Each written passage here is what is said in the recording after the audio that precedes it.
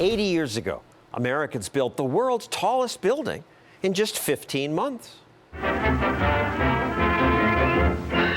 Empire State Building, the largest and most beautiful office building in the world.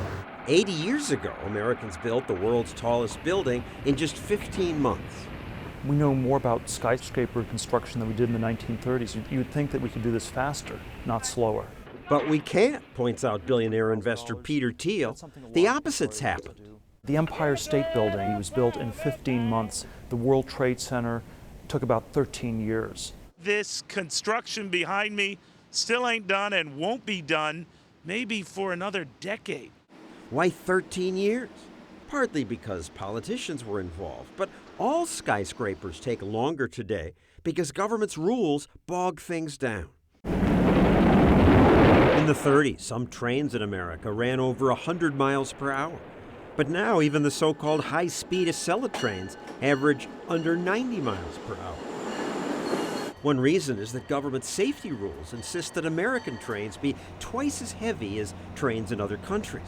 So while trains get slower, it's fortunate that some newer businesses were able to thrive outside government control. From the moment you turn on your phone, you see what friends are sharing. Because sleepy regulators didn't know enough to regulate them. You may have heard of Peter Thiel because he was one of the first investors in Facebook. Here's how he's portrayed in the movie Social Network. We took a look at everything, and congratulations.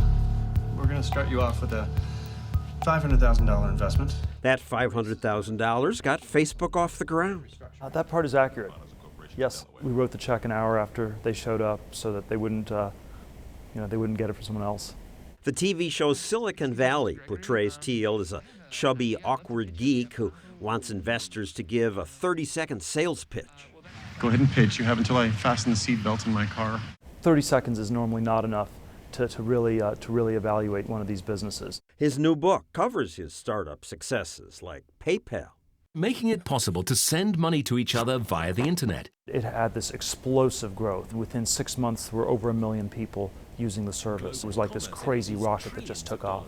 Profit from PayPal allowed Thiel to fund other companies that have changed our lives. Spotify lets us listen to most any song anytime. A shared transit system that comes to you. Ride-sharing services match people who need rides with people who'd like to make some money driving people. LinkedIn. Thiel also funded other popular and useful websites. You can start a software company with 2 or 3 software engineers and maybe $120,000. But other industries are less innovative because government planners are all over them. To get a new drug to market costs on average $1 billion because there's so much of a regulatory burden on the drug companies. So Thiel now hopes to make money backing companies like this one that use technology to help businesses comply with insurance rules. You run the business, they read the rules.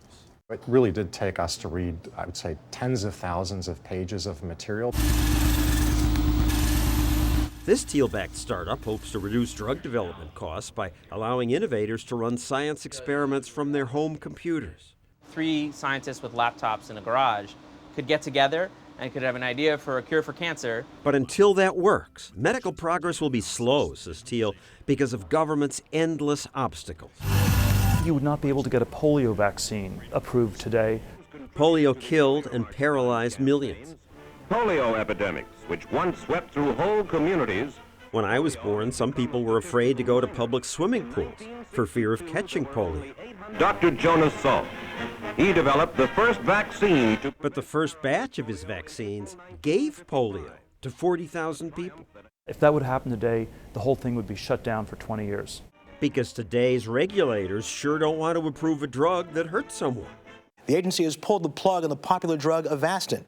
While all of us can see the person who dies if a drug is dangerous, the regulators never get blamed for lives lost that could have been saved had the drug been approved earlier. It's always hard to see because we don't see the future that hasn't happened. We should be thankful that there was less central planning when Salk tried his vaccine and that charities spontaneously backed him. A healthier American youth has been the reward of a people's generosity. That wouldn't happen today, says Thiel.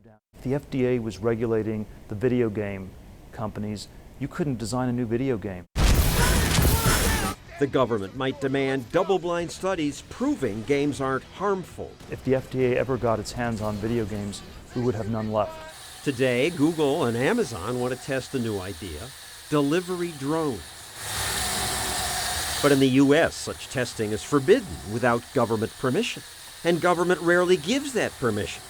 So Amazon and Google do their drone testing overseas, where a little more spontaneity is allowed.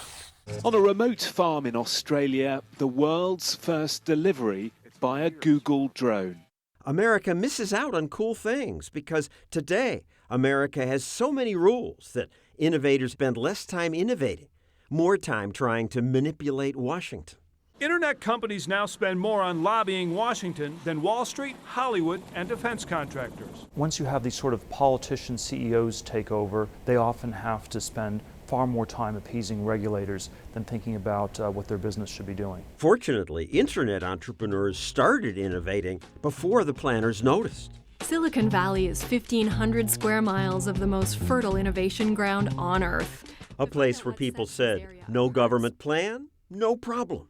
I don't think it's an accident that the booming internet happened in the two metropolitan areas farthest from Washington. Seattle and Silicon Valley were lucky to be as far away as they were. You have a society in which people can create and invent and trade and build and grow and develop new products. It's an amazing thing.